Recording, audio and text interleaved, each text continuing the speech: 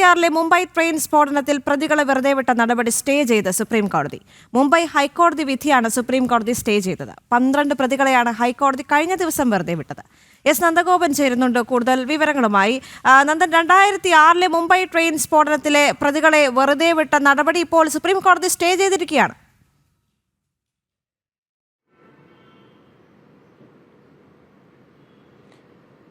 Devika, 2006 Mumbai train സ്ഫോടന പരമ്പരയിൽ 189 പേർക്കാണ് ജീവൻ നഷ്ടമായത്. 820ഓളം പേർക്ക് ഗുരുതരമായി പരിക്കേൽക്കുകയും ചെയ്തിരുന്നു.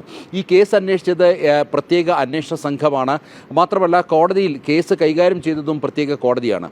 ഈ കോടതിയിൽ 5 പേർക്ക് വധശിക്ഷയും അതേപോലെ തന്നെ 7 പേർക്ക് ജീവപര്യന്തവും വിധിച്ചിരുന്നു. എന്നാൽ അതിനെതിരെ ഈ പ്രതികൾ നൽകിയ അപ്പീൽ ഹൈക്കോടതി സ്വീകരിക്കുകയും ഈ കേസ് അല്ലെങ്കിൽ ഈ പ്രതികൾക്ക് ശിക്ഷ നൽകിയ കോടതിയുടെ നടപടി റദ്ദാക്കുകയും ചെയ്യുകയായിരുന്നു.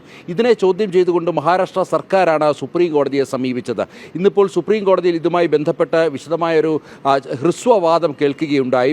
ഇതുമായി ബന്ധപ്പെട്ട് പ്രധാനമായും മഹാരാഷ്ട്ര സർക്കാരിന് വേണ്ടി ഹാജരായ സോളിസിറ്റർ ജനറൽ തുഷാർ മേത്തയും ഒപ്പം തന്നെ പ്രഗത്ഭ അഭിഭാഷകനും മലയാളിയുമായ ഋഷികേശ് ഹരിദാസും ചൂണ്ടിക്കാണിച്ചത് ഇതുമായി ബന്ധപ്പെട്ട് ഈ മുംബൈ സ്ഫോടനവുമായി ബന്ധപ്പെട്ട് അനുബന്ധ കേസുകൾ ഇപ്പോഴും കോടതിയിൽ ഇതുമായി ബന്ധപ്പെട്ട വിചാരണ നടക്കുകയാണ്. ഇപ്പോൾ നിലവിൽ ഹൈക്കോടതിയുടെ ഭാഗത്തുനിന്നും ഇത്തരമൊരു വിധിയുണ്ടായത് അത് മറ്റ് കേസുകളെയും പ്രതികൂലമായി ബാധിക്കും.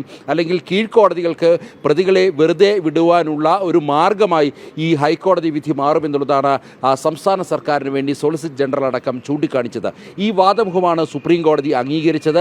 ഇത് അംഗീകരിച്ചുകൊണ്ട് ഹൈക്കോടതിയുടെ നടപടി, അതായത് പ്രതികളെ വെറുതെ വിട്ട ഹൈക്കോടതി നടപടി സുപ്രീം കോടതി സ്റ്റേ ചെയ്തു. അതേസമയം പുറത്തുപോയ പ്രതികൾ, ഈ പുറത്തുപോയവർക്ക് തിരികെ ജയിലിലേക്ക് വരേണ്ട ഒരു സാഹചര്യമില്ല എന്ന് കോടതി വ്യക്തമാക്കിയിട്ടുണ്ട്.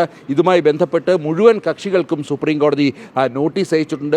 പിന്നീട് ഈ കേസ് പരിഗണിക്കുമ്പോൾ ഇതുമായി ബന്ധപ്പെട്ട വിശദമായ വാദം തന്നെ ഉണ്ടാകുമെന്നുള്ളതാണ് അറിയാൻ കഴിയുന്നത്. ഏതായാലും രാജ്യത്തെ നടക്കിയ വലിയ സ്ഫോടന പരമ്പരയായിരുന്നു ഉണ്ടായിരുന്നത്. 7 ലോക്കൽ ട്രെയിനുകളിലായിരുന്നു സിമിയുടെ നിരോധിത ഇസ്ലാമിക ഭീകരവാദ സംഘടനയായ സിമിയുടെ ഭീകരവാദികൾ ബോംബ് വെച്ചത്.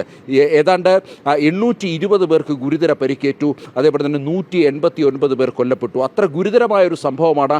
അതുകൊണ്ട് തന്നെയാണ് മഹാരാഷ്ട്ര സർക്കാർ ഇപ്പോൾ സുപ്രീം കോടതിയിൽ അപ്പീൽ ഫയൽ ചെയ്തതും. ദേവിക, ശരി.